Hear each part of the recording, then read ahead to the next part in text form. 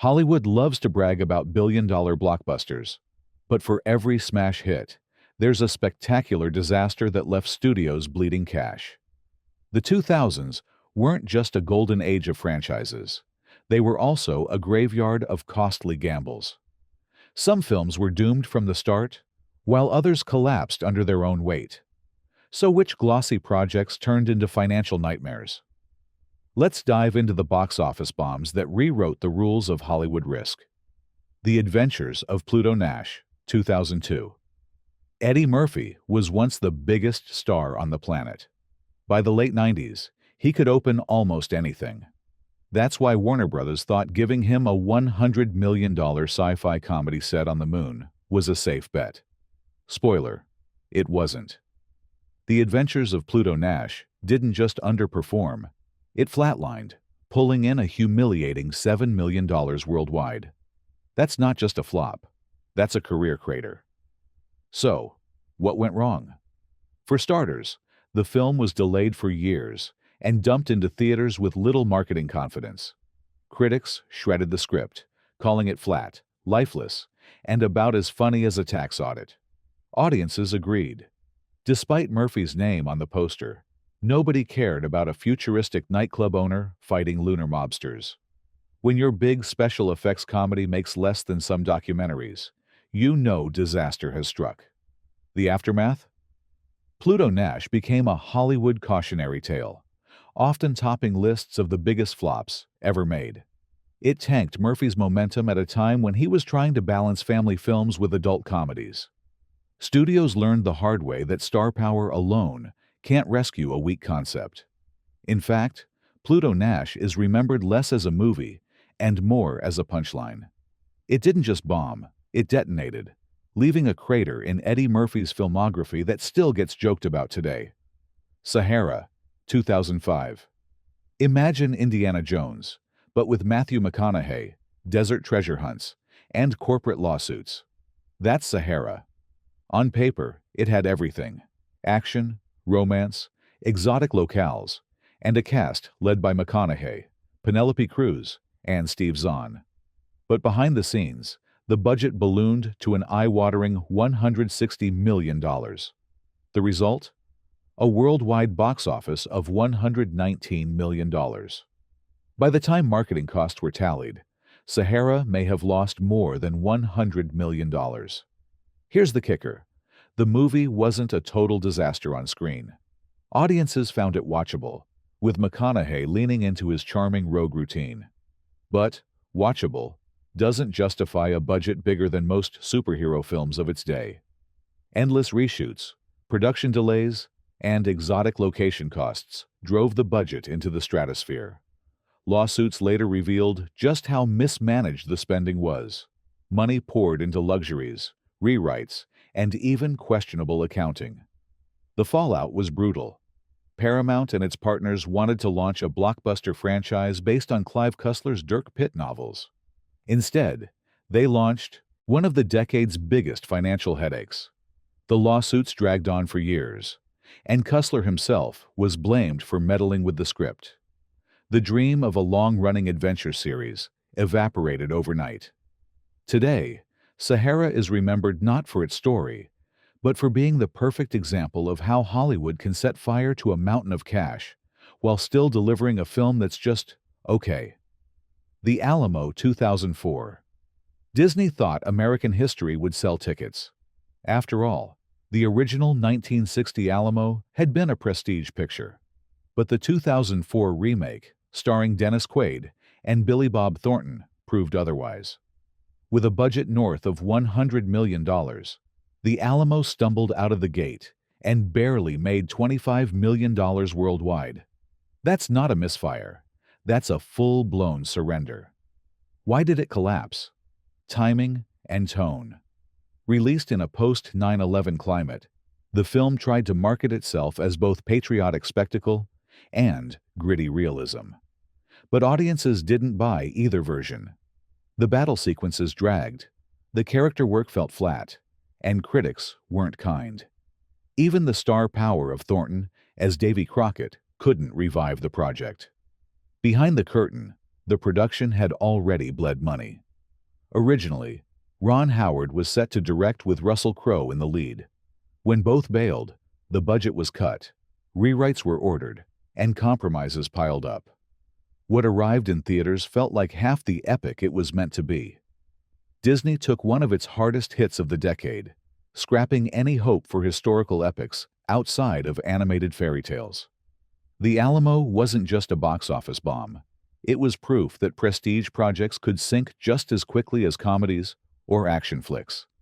The legacy: a reminder that you can't manufacture patriotism into profits, no matter how big the budget. Stealth, 2005.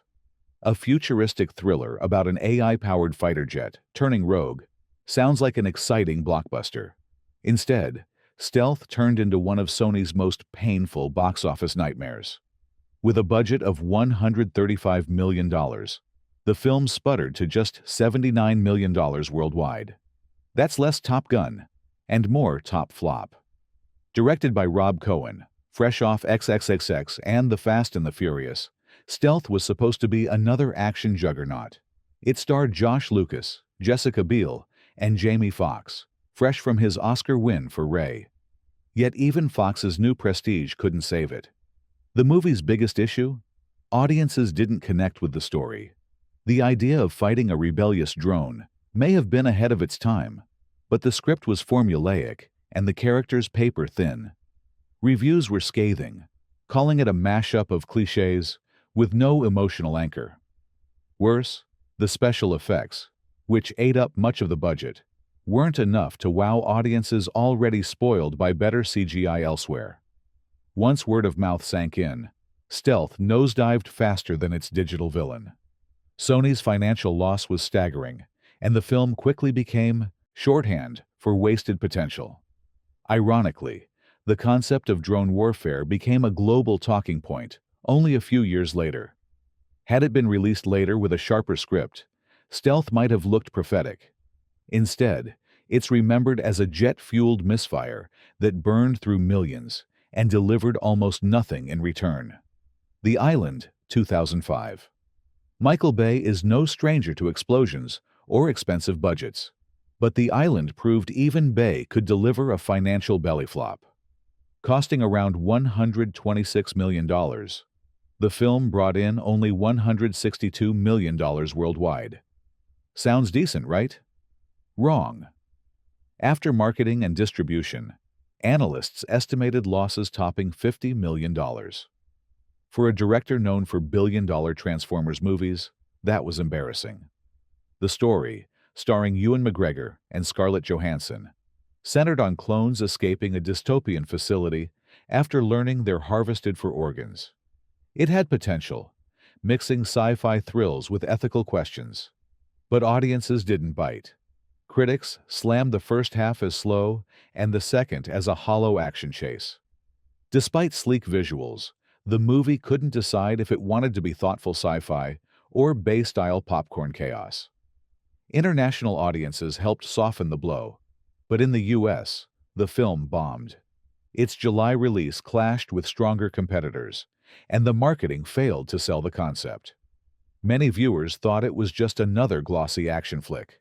In the long run, The Island became a footnote in Bay's career, a rare stumble before his mega-franchise run.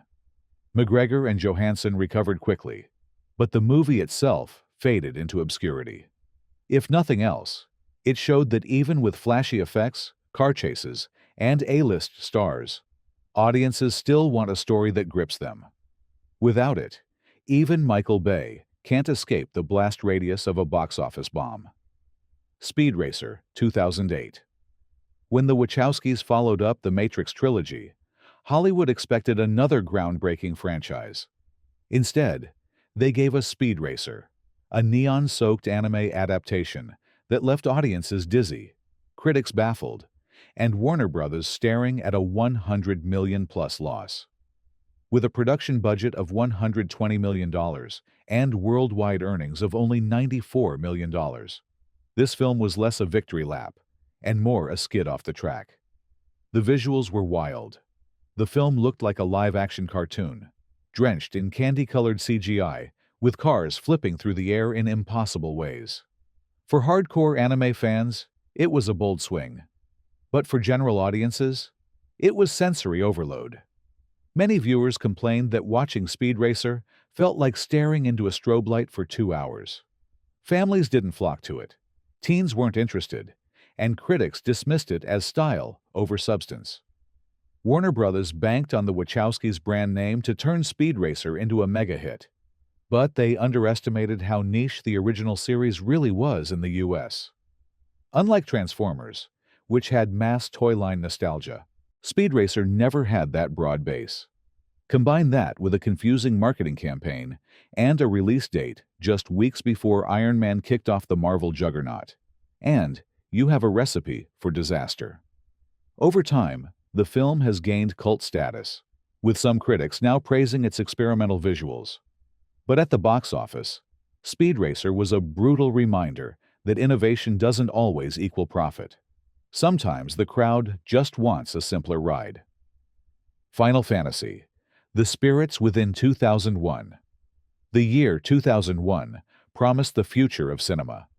Photorealistic CGI characters that would rival live actors. Final Fantasy: The Spirits Within was supposed to be the revolution. Instead, it became one of the most expensive experiments in Hollywood history, and one of its most notorious failures. With a budget of $137 million, Square Pictures poured everything into creating digital characters that looked eerily human. And they succeeded. Sort of. The characters had lifelike eyes, hair, and skin textures, but audiences couldn't shake the uncanny valley feeling. The animation was impressive, yet unsettling. And the story, a muddled mix of alien spirits, sci-fi mysticism, and environmental allegory, confused even fans of the video game franchise it borrowed its name from. At the box office, it barely scraped $85 million worldwide. Worse, Square Pictures, the studio behind it, went bankrupt. This single film killed the dream of a long-running computer-animated studio to rival Pixar. The fallout was so severe that Square had to merge with rival Enix just to survive in the video game industry. In hindsight, Spirits Within was ahead of its time. Today's audiences embrace digital de-aging, motion capture, and photorealistic CGI. But in 2001, the technology wasn't quite ready, and the storytelling wasn't strong enough to bridge the gap. Instead of revolutionizing cinema, it became a cautionary tale.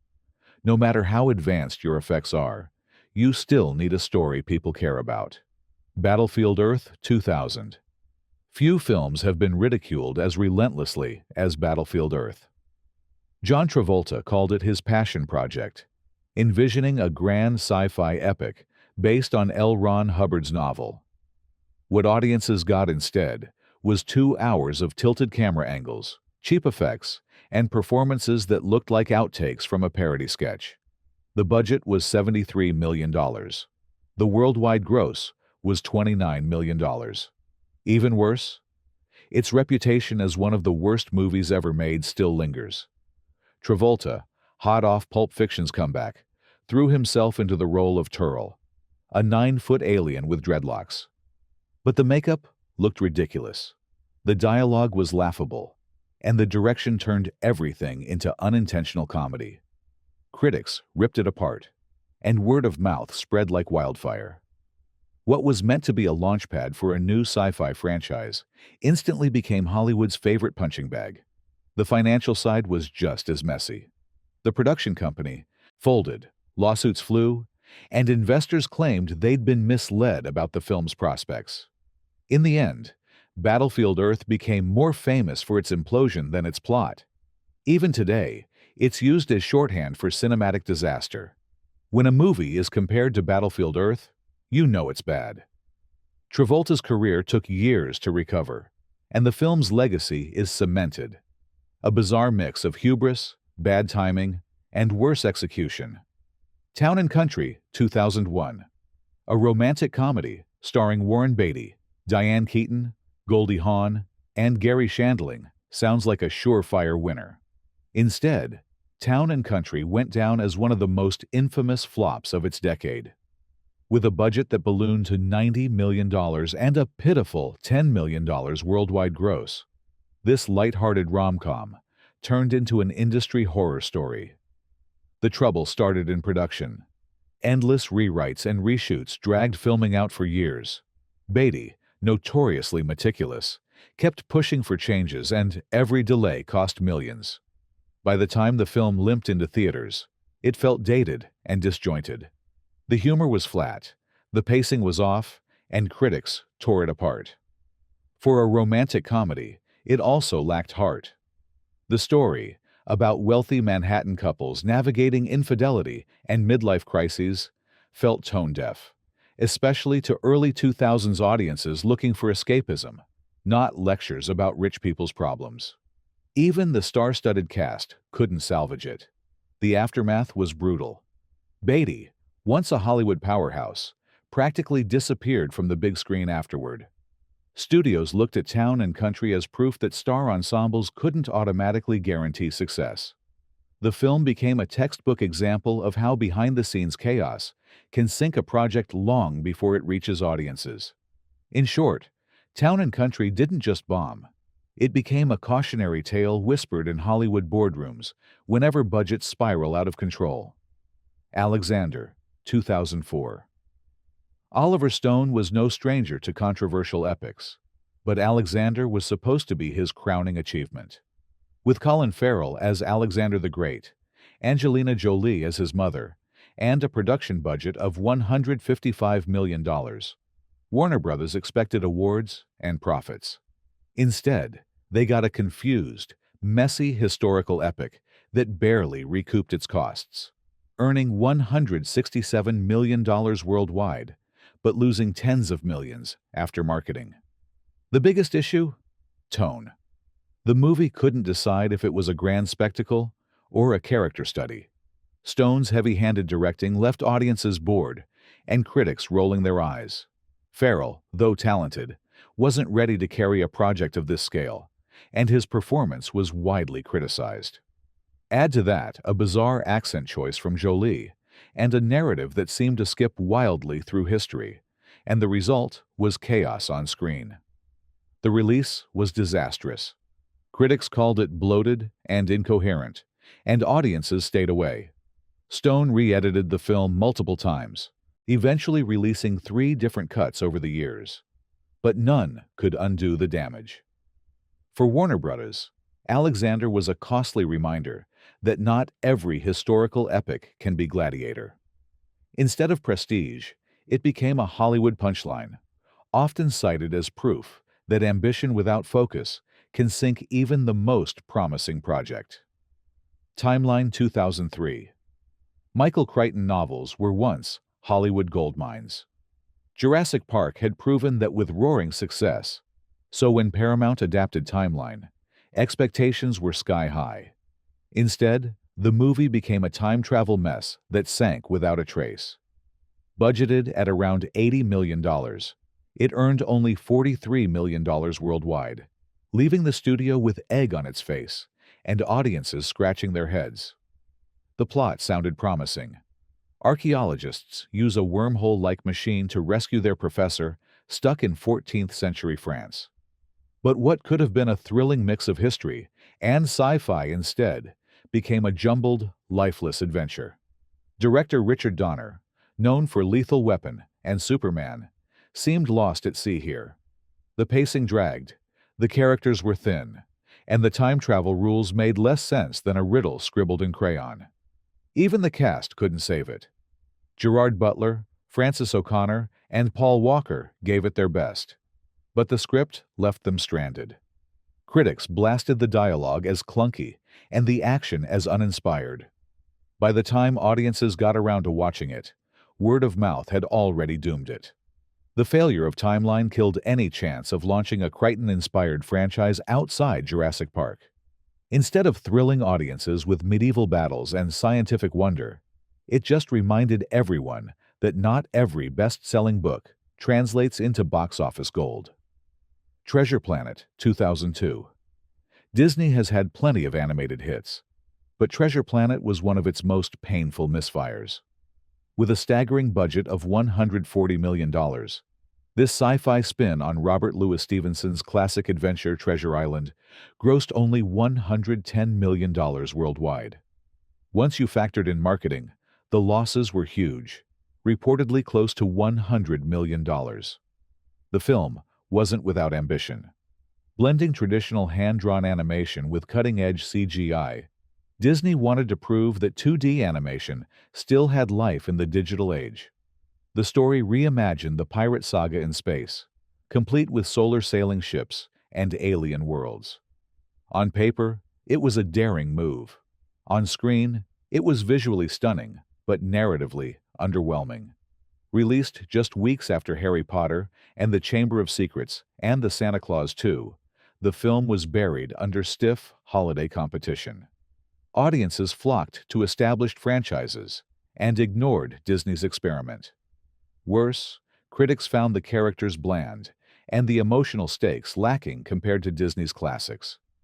In the long run, Treasure Planet became the scapegoat for Disney's decision to pivot fully toward CGI, leaving hand-drawn animation in the dust. Today, it has a cult following among fans who admire its bold design.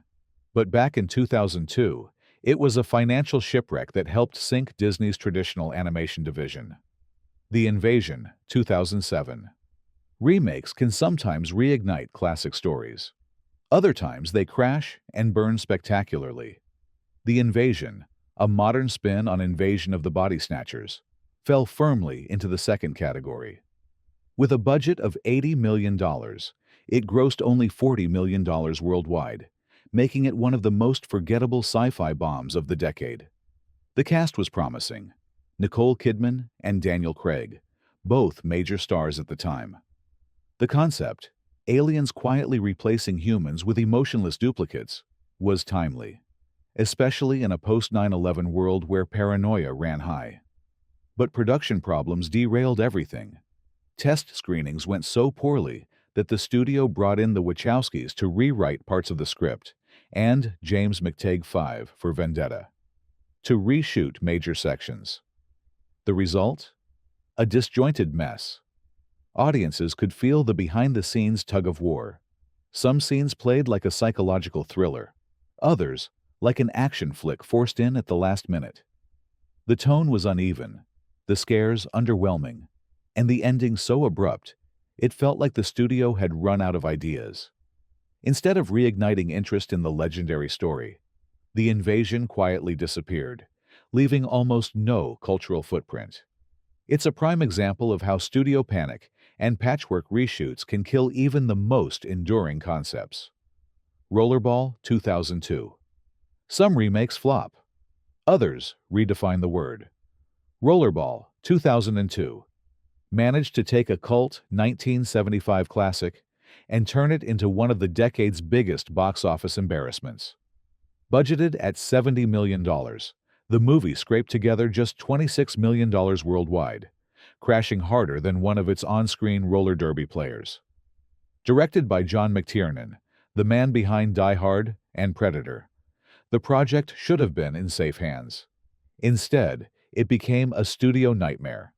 Test audiences hated early cuts so much that the film was reshot, recut, and delayed multiple times. The final product looked like it had been stitched together in panic.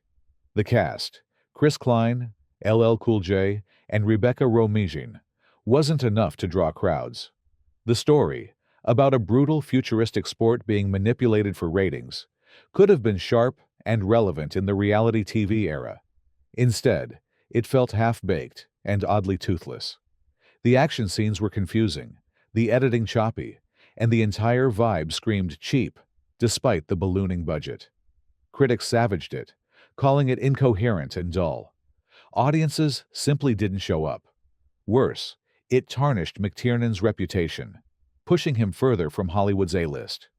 Rollerball remains one of those movies people mention only when talking about legendary disasters. Gigli, 2003. Sometimes a film bombs, not just because of what's on screen, but because of the circus around it. Gigli, starring Ben Affleck and Jennifer Lopez, is perhaps the most infamous romantic comedy of the 2000s. With a budget of $75 million, it raked in a pathetic $7 million worldwide, cementing its place as one of Hollywood's greatest disasters. Part of the problem was timing. Affleck and Lopez's high-profile relationship was already dominating tabloids, and audiences were burned out before the movie even hit theaters. The marketing leaned heavily into their real-life romance, but the film itself was a clunky, directionless story that critics called painfully unfunny. Reshoots made matters worse. Director Martin Brest reportedly lost control of the film, with the studio forcing rewrites and edits in an attempt to salvage it. What arrived in theaters felt less like a movie and more like a Frankenstein project stitched together out of desperation. The fallout was brutal. Brest never directed again. Affleck's career took years to recover, only regaining momentum with Hollywoodland and later Gone Baby Gone. Lopez shifted back to music and eventually rebounded in film. But the word Gigli became Hollywood shorthand for a movie so bad it's almost legendary. Even now, when people discuss the biggest flops ever, Gigli is guaranteed to make the list. Not because of its artistic risks or massive budget, but because it embodied everything that can go wrong when hype, star power, and weak storytelling collide. So there you have it, the 15 biggest box office bombs of the 2000s. From failed experiments to misguided remakes, these films prove that even big stars and massive budgets can't guarantee success. Which of these disasters do you remember watching? Did any of them deserve a second chance? Or were they doomed from the start? Drop your thoughts in the comments, and don't forget to like, share, and subscribe for more Hollywood Deep Dives.